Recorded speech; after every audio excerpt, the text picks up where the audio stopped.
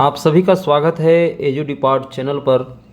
और आज हम फिर लेकर के आ गए हैं प्राथमिक प्रमाण पत्र परीक्षा 2025 सैंपल प्रश्न पत्र है ये कक्षा 5वीं के लिए, विषय हिंदी। समय रहेगा 2 घंटा और पूर्णांक रहेगा 40 अंक का। यहाँ पर अनुक्रमांक अंकों में शब्दों में भरने के पश्चात आप थोड़ा सा यहाँ पर निर्देश को भी पढ़ लें। सभी प्रश्न हल करना अनिवार्य है। क्रमांक 1 से 5 तक बहुविकल्पीय प्रश्न, 6 से 9 तक अति लघु उत्तरीय और 10 से 14 लघु उत्तरीय और प्रश्न क्रमांक 15 से 17 दीर्घ प्रश्न उत्तरीय है। ठीक है। और यहाँ पर हम देखें तो लघु उत्तरीय जो प्रश्न 13 और 14 और दीर्घ उत्तरीय प्रश्न 16 और 17 में विकल्प दिए गए हैं अथवा दिए गए हैं। ठीक है। आगे हम यहाँ पर देखें तो वस्तुनिष्ठ प्रश्न में सबसे पहला जो प्रश्न है वो है सही विकल्प चुन करके लिखना है। तो प्रश्न 1 है, घी गुण और शहद देने वाला वृक्ष है, क्या है? पीपल है, नीम है या आम है या चिवरा? तो सही इसका उत्तर है चिवरा। पैदल चलते समय सड़क के किस ओर चलना चाहिए? किस ओर चलना चाहिए? दाईं बाईं बीच या कहीं पर भी नहीं, बाईं ओर चलना चाहिए। फिर उसके बाद आप यहाँ पर उत्तर का जो जगह दिया है वहाँ पर आप लिख लेंगे चिवरा इस प्रकार से, और यहाँ पर आप लिखेंगे बाईं ओर। देखिए समय ना रहे तो टिक का निशान भी किया जा सकता है, लेकिन आपको जगह दिए गए हैं तो आप लिखेंगे। इसमें से शुद्ध वर्तनी वाला शब्द कौन सा है?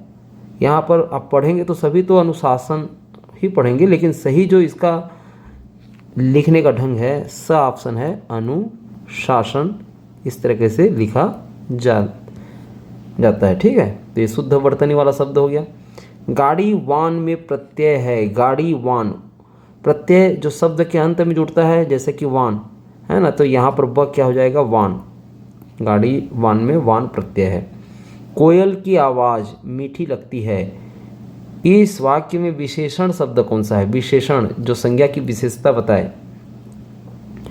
तो यहाँ पर कोयल की आवाज़ एक संज्ञा हो गई, तो इसकी विशेषता बता रही है मीठी, तो यहाँ पर स ऑप्शन क्या हो जाएगा? मीठी विशेषण हो जाएगा।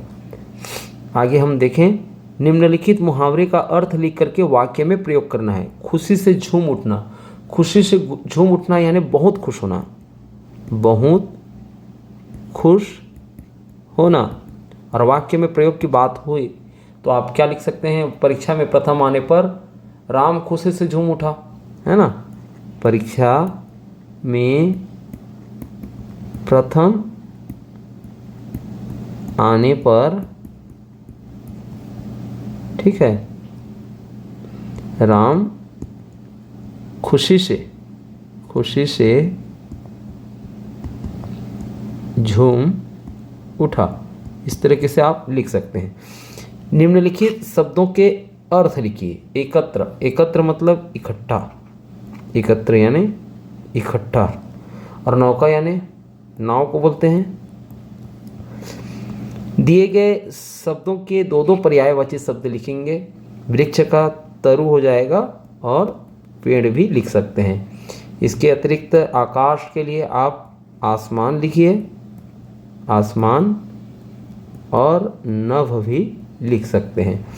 फिर आगे है, क्यों उनका बचा कुचा खाऊं मैं, इस कथन में मोइना के चरित्र के किस गुण का पता चलता है? तो यहाँ पर मोइना के स्वाभिमानी और साथ में कहें तो आत्मनिर्भर होने का गुण पता चल रहा है ना।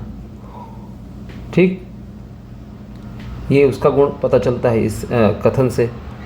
आगे हम देखें, निम्नलिखित कविता का अर्थ अपने शब्दों में लिखिए। नन्ही चींटी जब दाना लेकर चलती है, चढ़ती दीवारों पर 100 बार फिसलती है, मन का विश्वास रगों में साहस भरता है, चढ़कर गिरना, गिर कर चढ़ना न अखरता है। ये जो कविता है इसका जो है आपको अर्थ लिखना है अपने शब्दों में।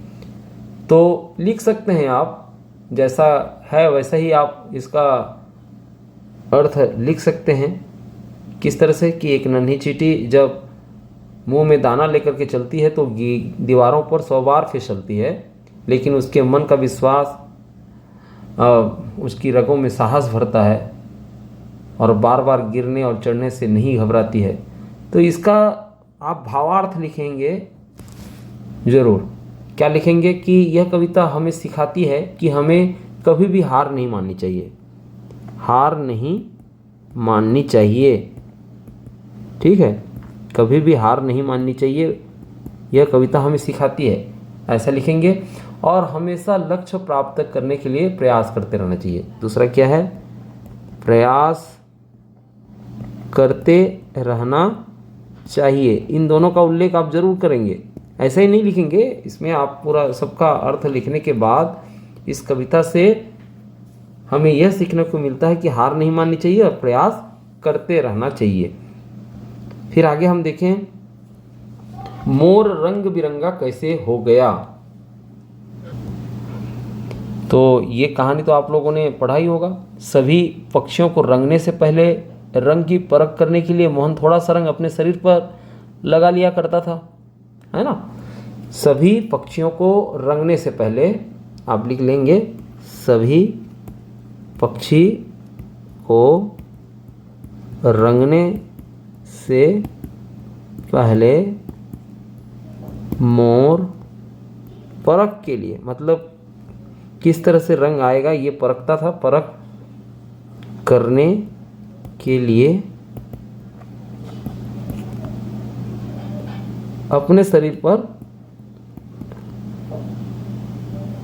यहाँ पर मोर लिखेंगे, मोर अपने शरीर पर क्या करता था, उसको लगा लिया करता था, लगा लिया करता था, जिसके कारण से मोर रंग बिरंगा हो गया।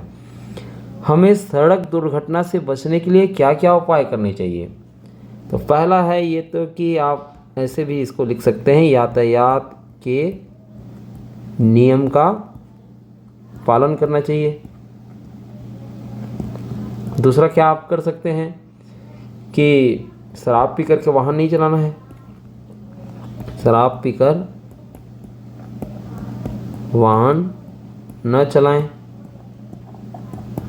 इस प्रकार से आप लिख सकते हैं। और मोबाइल का उपयोग न करें, मोबाइल का उपयोग न करें कब, वाहन चलाते समय ना, वाहन चलाते समय मोबाइल फ़ोन न चलाएं, ये इस प्रकार से। ठीक है, आप इन सारी चीज़ों को लिख सकते हैं। फिर आगे हम देखें, सुनीता को दुकानदार का व्यवहार क्यों बुरा लगा। या नहीं तो आप लिख सकते हैं, विकल्प में है, रोबोट व मनुष्य के कार्यों में क्या क्या अंतर है, इसको भी आप लिख सकते हैं। तो हम यहाँ पर आपको दोनों बताएंगे। सबसे पहले, सुनीता को दुकानदार का व्यवहार क्यों बुरा लगा। तो देखिए, सुनीता ने पकड़ने के लिए हाथ बढ़ाई था कि दुकानदार ने थैला उसके गोद में रख दिया, तो दुकानदार का इस तरह दया दिखाना उसे अच्छा नहीं लगा। तो यहाँ पर लिख सकते हैं आप, दुकानदार का दया दिखाना, है ना, दया दिखाना उसे बुरा लगा। ठीक है, फिर उसके बाद देखें तो रोबोट व मनुष्य के कार्यों में क्या क्या अंतर है। तो इसका उत्तर लिख सकते हैं, रोबोट गर्म वस्तुओं को उठा सकता है, ठीक है, गर्म वस्तु भी उठा सकता है, लेकिन मनुष्य नहीं उठा सकता। साथ में हम देखें तो गहरे तेल के कुआं या खदानों में जहाँ जहरीली गैसें होती हैं, वहाँ पर रोबोट को भेजा जा सकता है, लेकिन मनुष्य को नहीं भेजा जा सकता, क्योंकि मनुष्य फिर मर जाएगा जहरीली गैस सूंघ करके, है ना। अंतरिक्ष यात्रियों में रोबोट को भेजा जा सकता है, लेकिन मनुष्य को नहीं भेजा जा सकता। गहरे समुद्र में गोताखोरी के लिए रोबोट को भेजा जा सकता है, लेकिन मनुष्य नहीं जा पाएगा। तो इस प्रकार से बहुत सारी चीज़ें हैं जहाँ पर रोबोट और मनुष्य के कार्यों में अंतर है।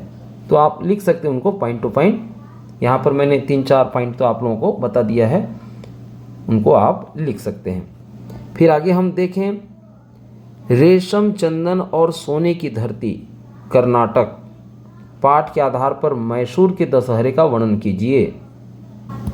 तो इसके लिए आप लिख सकते हैं, मैसूर में दशहरा बड़े धूमधाम से मनाया जाता है, ठीक है।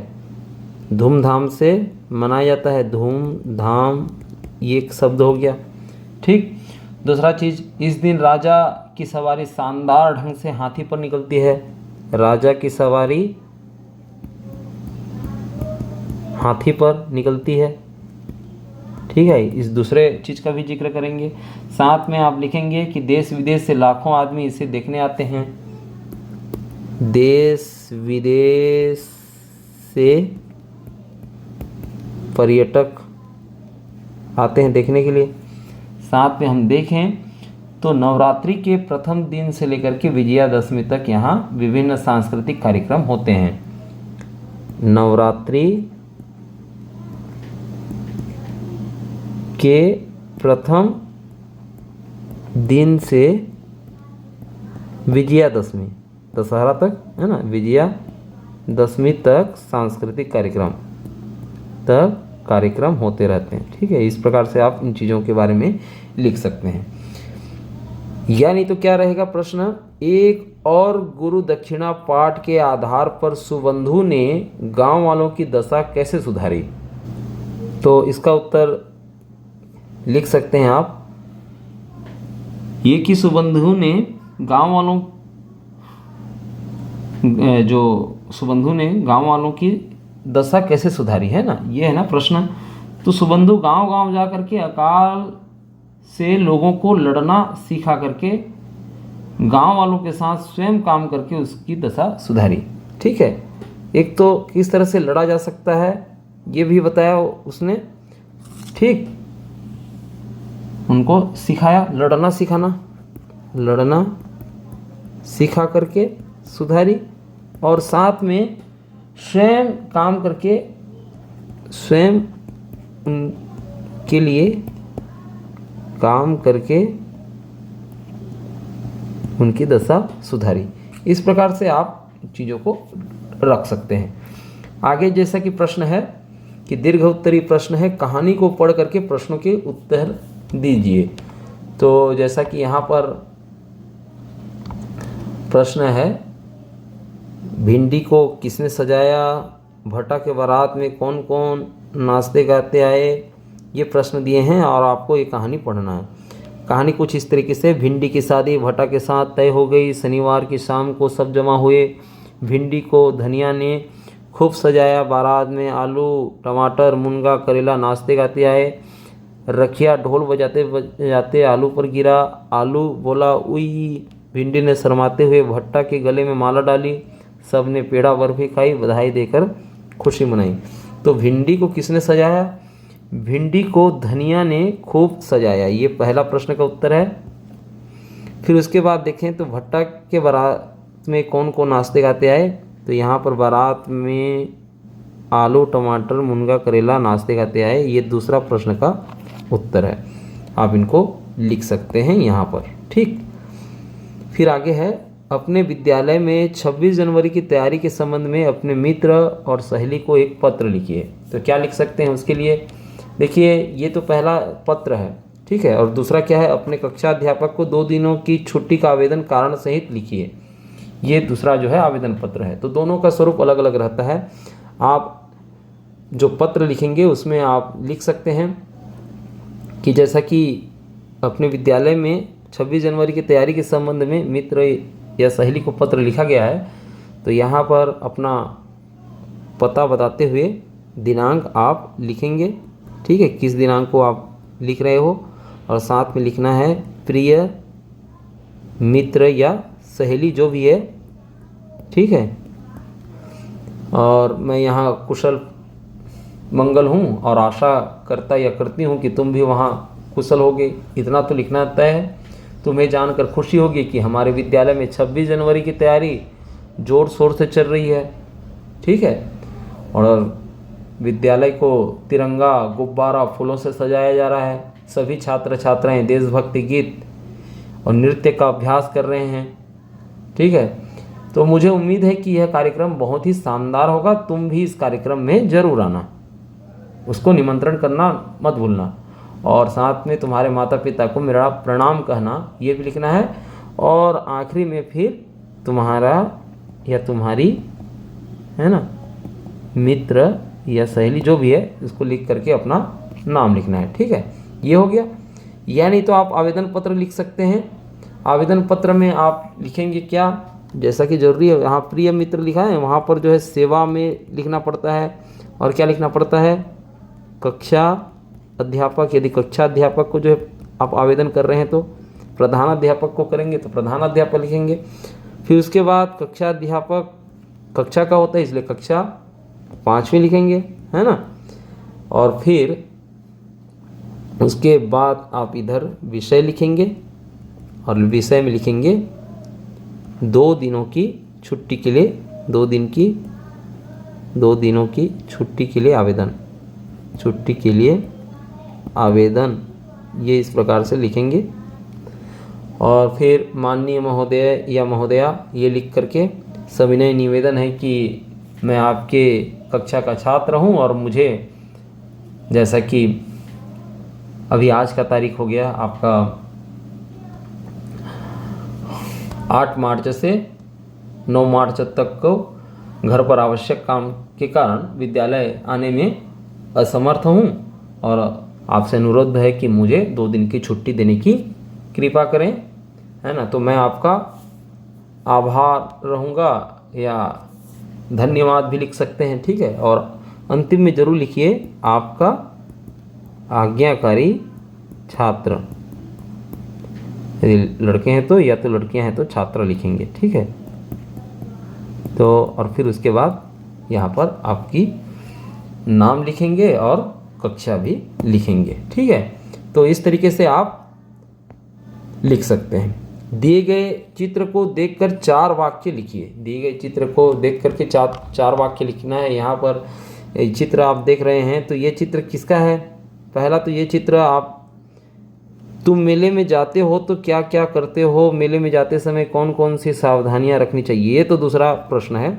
चित्र को देख करके आप क्या क्या लिख सकते हैं, तो आप लिख सकते हैं यह मेले का चित्र है, यह मेले का चित्र है। ठीक है, ये तो पहला हो गया। दूसरा चीज़ आप क्या देख रहे हैं कि एक बड़ा झूला है, जैसा कि यहाँ पर देख रहे हो, बड़ा झूला है, यहाँ बड़ा झूला है जिसमें लोग झूल रहे हैं, उसके बारे में लिखेंगे। फिर उसके बाद देख रहे हैं कि यहाँ कई दुकानें लगी हुई हैं, आप यहाँ पर देख रहे हो, यहाँ कई दुकानें लगी हुई ठेले पर, और मेले में कई लोग घूम भी रहे हैं। तो यहाँ पर आप लिख सकते हैं कई दुकानें के बारे में लिख सकते हैं, कई दुकानें लगी हैं। और चौथा चीज़ किसके बारे में लिख सकते हैं, कई लोग घूम रहे हैं, इस चीज़ का जिक्र भी किया जा सकता है। फिर आगे हम देखें, तुम मेले में जाते हो तो क्या क्या करते हो। मेले में जाता हूँ तो झूले झूलता हूँ, खिलौने खरीदता हूँ, है ना, चाट पकौड़ी खाता हूँ, जादू का खेल देखता हूँ, यही सब चीज़ रहती है। और मेले में जाते समय आपको क्या क्या सावधानी रखनी चाहिए। पहला चीज़ यहाँ पर देखिए, ये बच्चा जो है अपने पिता के साथ है तो अपने माता पिता के साथ रहें। और दूसरा चीज़, भीड़ में धक्का मुक्की ना करें, नहीं तो फिर फसाद हो जाएगा, है ना, झगड़ा मच जाएगा, तो फिर एक प्रकार से पूरा सब जगह तहस नहस, है ना, कई लोगों की हानि हो जाएगी। अपने चीज़ों का ध्यान रखें, चोर उचक्के भी वहाँ कोई चीज़ आपका ले गया तो फिर मिलने का है नहीं, क्योंकि वो आसानी से भीड़ में खो जाएगा। और किसी अनजान व्यक्ति से कुछ न लें। और खो जाने पर कोई पुलिस हो या कोई भी मेले में कोई जिम्मेदार व्यक्ति हो, उसी की मदद लेनी है। इन चीज़ों के बारे में आप सावधानियां रख सकते हैं। तो आशा है आप लोगों को सारी चीज़ समझ में आ गया होगा कि किस तरह से हमने यहाँ पर प्रश्नों के उत्तर को रखा है। कैसा लगा आप लोगों को हमारा ये प्रयास, आप ज़रूर कमेंट के माध्यम से बताएंगे। यदि अब भी कोई प्रश्न है तो ज़रूर उसको लिखेंगे। वीडियो पसंद आई हो तो लाइक कीजिए और फिर अपने दोस्तों के साथ भी इसको शेयर कीजिए। हम मिलते हैं ऐसे ही मॉडल आंसर लेकर के। नमस्कार।